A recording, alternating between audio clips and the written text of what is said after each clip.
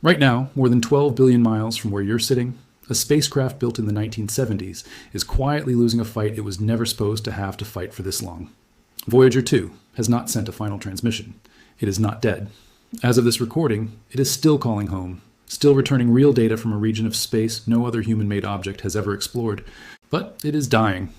Slowly, on a schedule engineers can actually calculate down to the watt, and in the last few months, NASA has been running the riskiest power-saving maneuver of the entire mission to buy it more time. That's the real story, and it doesn't need a fake ending because the true one is dramatic enough on its own. A genuine race against physics, playing out right now with real people, real math, and a real deadline nobody can move. Let's start with what Voyager 2 actually is, because after almost 50 years, it's easy to forget how strange its existence really is. It launched on August 20th, 1977 from Cape Canaveral, 16 days before its twin Voyager 1. Both were built for a single grand tour, fly past the outer planets, take pictures, send data, and then, by design, become obsolete hardware, drifting uselessly through the dark. Nobody expected either spacecraft to still be working half a century later. Nobody expected them to still be working 10 years later. But Voyager 2 turned out to be the only spacecraft in history to visit all 4 of the solar system's giant planets in a single mission. Jupiter in 1979, where it caught volcanic eruptions on the moon Io that its twin had first spotted weeks earlier. The first active volcanoes ever confirmed anywhere beyond Earth. Saturn in 1981, adding detail to the labyrinth of ringlets Voyager 1 had already revealed. Then, doing something no other mission has done before or since, it kept going. Uranus in 1986 and Neptune in 1989, giving humanity its only close-up look at either ice giant to this day. Every image of Uranus and Neptune you've ever seen in a textbook, a documentary, or a phone wallpaper almost certainly came from this single spacecraft on this one outbound pass over 3.5 decades ago. Then the real second act began. After Neptune, Voyager 2 kept flying outward, through the Kuiper Belt's outer edges, past the point where the sun's light becomes just another bright star behind it, toward the boundary where the solar wind finally gives out and interstellar space begins. That Neptune flyby alone is worth pausing on because it's still, to this day, the only time humanity has seen that world up close. Voyager 2 discovered Neptune's great dark spot, a storm system the size of Earth, and found geysers of nitrogen gas erupting from the icy surface of its largest moon, Triton, despite temperatures there cold enough to freeze nitrogen solid. An active, geologically alive moon, 4.5 billion kilometers from the sun, doing something nobody expected a world that cold and that far out to still be capable of. At Uranus 3 years earlier, Voyager 2 found the planet's magnetic field tilted a bizarre 59 degrees off its axis of rotation, offset from the planet's center entirely. A magnetic field unlike any other planet studied before or since. No follow-up mission to either world has ever launched. Every one of those discoveries still stands as the last word on those 2 planets, going on 40 years later. In November 2018, Voyager 2 crossed that boundary, called the Heliopause, becoming only the second human-made object ever to leave the solar system's protective bubble. 6 years after Voyager 1 did the same thing in 2012. Both spacecraft are now interstellar objects, still transmitting, still measuring the magnetic fields and plasma of the space between stars, a place nobody built an instrument to survive in this long, because nobody thought they'd need to. Here is the actual mechanical reason Voyager 2 is fading, and it isn't mysterious or hidden. NASA publishes the numbers themselves. Both Voyagers are powered by radioisotope thermoelectric generators, devices that convert the heat given off by decaying plutonium-238 into electricity. There's no sunlight to draw on this far out. Solar panels stopped being an option before the spacecraft even reached Jupiter. So they run entirely on this slow nuclear decay, and by the nature of physics, that decay never stops weakening. Each spacecraft loses about 4 watts of available power every single year. It's not a malfunction. It's not damage. It's just entropy, arriving on a fixed and predictable schedule. At launch in 1977, each Voyager had roughly 470 watts to work with, enough to power a modest space heater. Today, each spacecraft is running on less than half of that original budget, and the number only goes down from here. So, for years now, the Voyager team at NASA's Jet Propulsion Laboratory has been making a series of hard, deliberate trade-offs. Which instruments get to keep running and which get switched off forever to buy the rest of the spacecraft more time. Each Voyager launched with 10 identical science instruments. As of this year, 7 of those 10 on each spacecraft have already been permanently shut down. This isn't a sudden crisis. It's a slow, carefully sequenced ending that the science and engineering teams actually planned out years in advance, instrument by instrument, agreeing ahead of time on the exact order in which each one would go dark. On Voyager 2, the plasma science instrument, which measured how much charged particle wind was flowing past the spacecraft and in what direction, was switched off in October 2024, partly because Voyager 2's orientation relative to that interstellar flow had made its data increasingly limited anyway. Then, in March 2025, engineers shut down its low-energy charged particles experiment, the instrument that had spent decades tracking cosmic rays and solar particles, and that had helped confirm exactly when Voyager 2 crossed into interstellar space in the first place. Even earlier, back in 2023, engineers found a clever stopgap.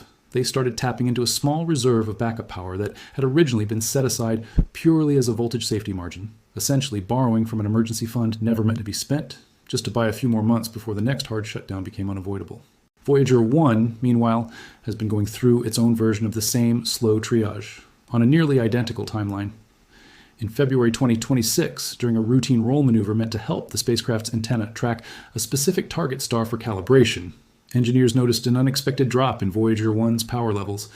It was the kind of anomaly that, left unaddressed, could eventually force the spacecraft's own automated fault protection system to start shutting things down on its own, a scenario the team wanted to get ahead of rather than react to. Their response on April 17, 2026, was to command the shutdown of Voyager 1's own low-energy charged particles instrument, the same one already retired on Voyager 2 a year earlier, after it had run almost continuously since 1977, for very nearly 49 years straight. Stamatios Kremigis, the instrument's principal investigator at Johns Hopkins Applied Physics Laboratory, wrote afterward that the instrument's stepper motor had worked flawlessly for close to 49 years and over 8.5 million steps, and that it had kept stepping even after its supplemental heater was switched off to save power, with its own temperature dropping to minus 62 degrees Celsius. "This is the stuff that dreams are made of," he wrote.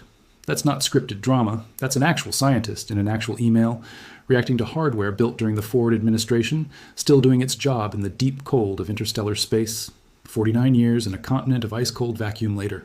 Engineers deliberately left one tiny piece of that instrument running, a half-watt motor that keeps its sensor rotating, specifically so it could be switched back on later if the team ever finds the power to spare.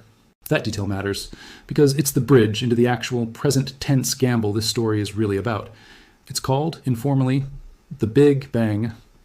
Not a cosmic event, an engineering one, and mission managers picked the name deliberately because of what it involves, switching off an entire group of higher power components all at once, and simultaneously switching on a different set of lower power alternatives, designed to do the same essential job, chiefly keeping the spacecraft's thruster fuel lines warm enough that they don't freeze solid. Freezing fuel lines would be catastrophic. Without functioning thrusters, a spacecraft this far from Earth can't keep its antenna pointed home. And once you lose that pointing, you effectively lose the mission, transmission, or no transmission. The entire maneuver is a calculated swap. Trade a handful of watts here, recover a handful of watts there, and net out enough spare power to keep at least one more science instrument alive for another year that the math otherwise says it shouldn't get. Because Voyager 2 is closer to Earth, and per NASA's own numbers, carrying a slightly larger power margin than its twin, mission engineers chose it as the safer of the two spacecraft to test this on first. Voyager 1, farther out, colder, and running a much tighter margin, was always going to go second, and only if the test on Voyager 2 went well. NASA's own published timeline had the Voyager 2 test scheduled for May and June of 2026, with a Voyager 1 attempt planned for no earlier than this past July. And notably, if the Voyager 1 version of this maneuver succeeds, there's a real chance the team could actually power the low-energy charged particles instrument back on, reviving a piece of science nobody expected to see again. Here's the honest part of this story, the part a lot of channels would just skip past or quietly paper over. As of when this is being put together, there's no confirmed public result yet on how either Big Bang test actually went. NASA's own reporting through the spring and early summer of 2026 consistently uses careful conditional language.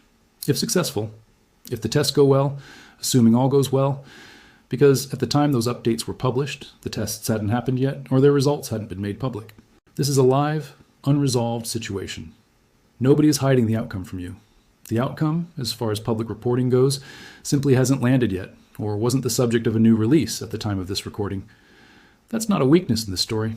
That's what it actually looks like to cover something in real time instead of packaging old news as breaking news. What we do know concretely is the stakes riding on it. Kareem Badarudin, the Voyager mission manager at JPL, said plainly after the most recent shutdown that switching off a science instrument is never anybody's first choice, but that it remains the best option available given the circumstances, and that the team's whole focus is on keeping both Voyagers running for as long as they possibly can. Suzanne Dodd, the mission's project manager and director of the Interplanetary Network at JPL, has spoken about these same power trade-offs for years, framing every decision, as a careful balance between short-term survival and long-term science return. This isn't a team improvising in a panic. It's a team that has been managing a slow, predictable decline with extraordinary care for over a decade, buying extra months wherever the physics allows it. And the physical distances involved make even routine communication itself a genuine engineering feat, independent of the power problem entirely. Voyager 1 currently sits more than 15 billion miles from Earth. A signal sent from JPL takes roughly 23 hours just to arrive, and the spacecraft's reply takes another 23 hours to get back, meaning a single round-trip conversation with the most distant human-made object in history takes about 2 full days. In November 2026, Voyager 1 is projected to cross a genuinely symbolic threshold, 1 full light day from Earth, meaning it will take a full 24 hours at the speed of light for a signal to travel between the spacecraft and home. No one has ever operated a functioning spacecraft that far away before.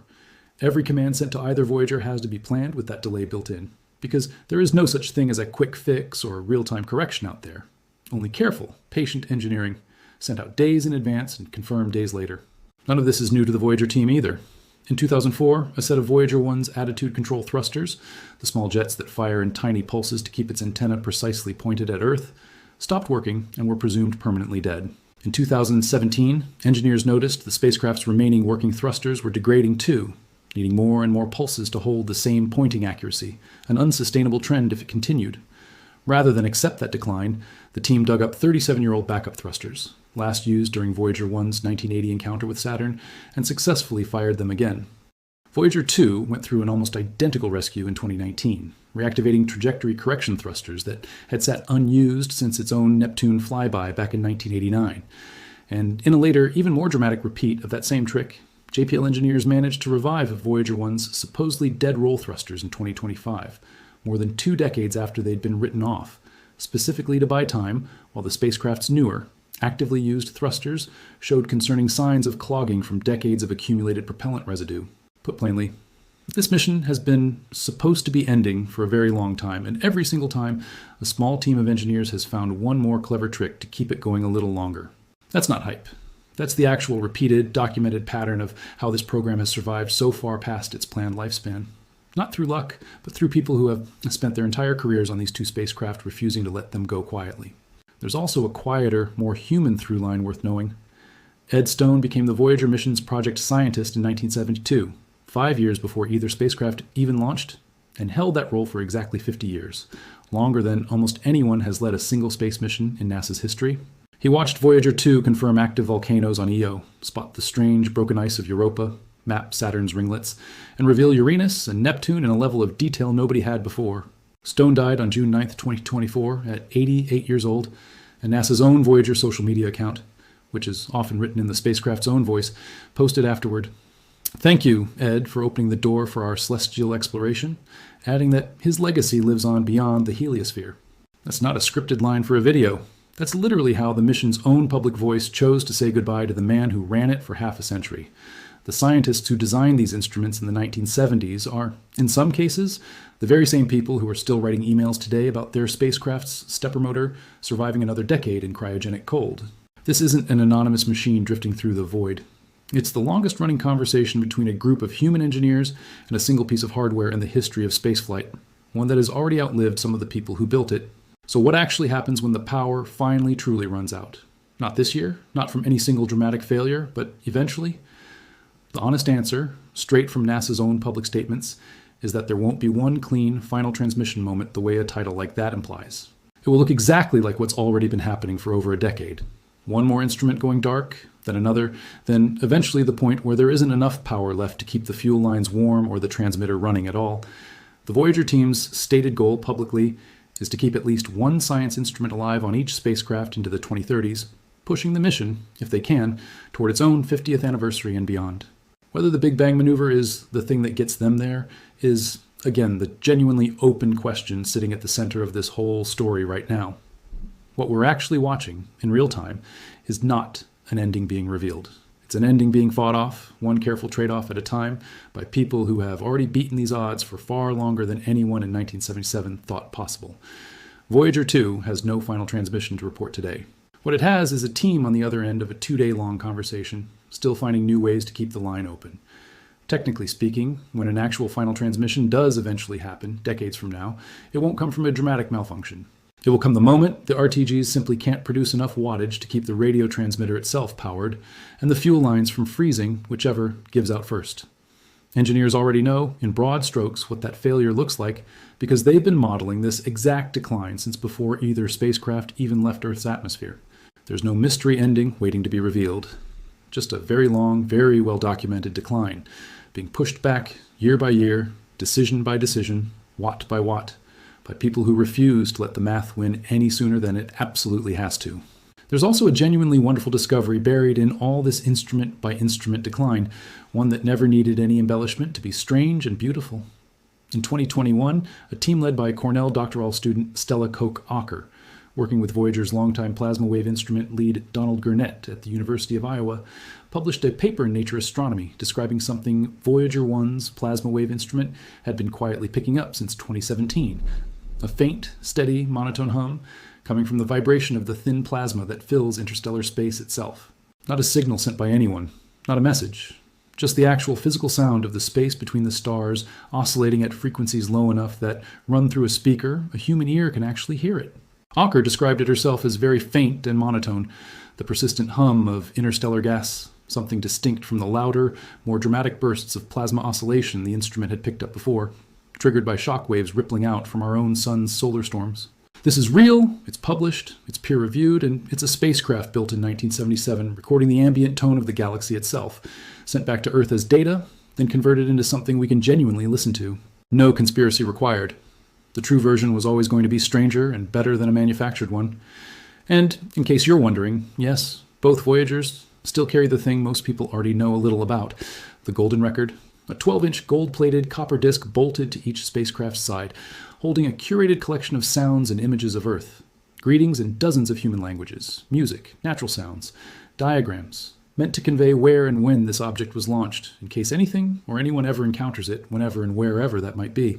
It's not sending anything, it's not listening for anything either, it's simply there, a physical message on a physical object, riding along with a spacecraft that may well outlast every structure humans have built on Earth, drifting for billions of years long after both spacecraft's power runs out for good. Communicating with either spacecraft was never going to stay simple, and it isn't only the power supply in space that's fragile. The ground side of the conversation has its own vulnerabilities, too. Deep Space Station 43, a 230-foot dish in Canberra, Australia, is one of the few antennas on Earth powerful enough to send commands to the Voyagers at all. When it went offline for planned upgrades stretching into February 2026, mission controllers lost the ability to send new commands to either spacecraft for months at a stretch, even though both could still be heard, faintly, receiving data through other stations in the meantime. Suzanne Dodd has noted that upgrades like this one aren't optional extras. They're necessary investments that also support NASA's future crewed lunar missions and expand deep space communication capacity generally, meaning the same infrastructure, keeping this 49-year-old mission alive, is also being built out for whatever comes after it.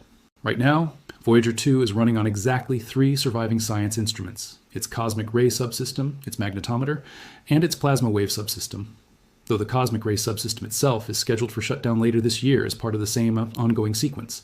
Voyager 1, one instrument behind, after the April 2026 shutdown of its low-energy charged particles experiment, is down to 2, the magnetometer and the plasma wave subsystem. Between the twins, that's 5 active instruments left, out of the 20 combined instruments the 2 spacecraft carried at launch. Every one of those 5 is a genuine, functioning scientific sensor, still returning real measurements of a region of space that, as of this year, only 2 objects humanity has ever built have been able to reach at all. It's worth remembering, too, just how improbable this entire mission was to begin with, because it explains why NASA is fighting this hard to keep it going. Voyager 2's grand tour of all 4 giant planets was only possible because of a planetary alignment that happens roughly once every 175 years, letting a single spacecraft use each giant planet's gravity as a slingshot to reach the next one, instead of requiring a separate mission for each world. Miss that 18th century scale window and nobody flies past Uranus and Neptune again for generations. Voyager 2's launch timing threaded that needle exactly once, and it's the only mission in history that ever has. Every extra year of data it returns now, from a region of space no follow-up mission is currently funded to revisit, is effectively irreplaceable on any realistic timescale. That's the real weight behind every watt these engineers are fighting to save. Voyager 2's own Heliopause crossing turned out to be scientifically important in its own right, precisely because it wasn't just a repeat of what Voyager 1 had already done. When Voyager 1 left the solar system's protective bubble in 2012, Its plasma instrument had already stopped working back in 1980, so scientists had to infer a lot of what was happening around it indirectly. Voyager 2's equivalent instrument was still fully functional in 2018, giving researchers their first direct, corroborated measurement of an interstellar crossing. And the data threw up an immediate, genuine puzzle, even though the two spacecraft exited through completely different parts of the heliosphere. At opposite points in the Sun's roughly 11-year activity cycle, they crossed the Heliopause at nearly the same distance from the Sun, 121. 6 astronomical units for Voyager 1, roughly 119 for Voyager 2, a difference of only a couple of astronomical units across a boundary billions of kilometers wide.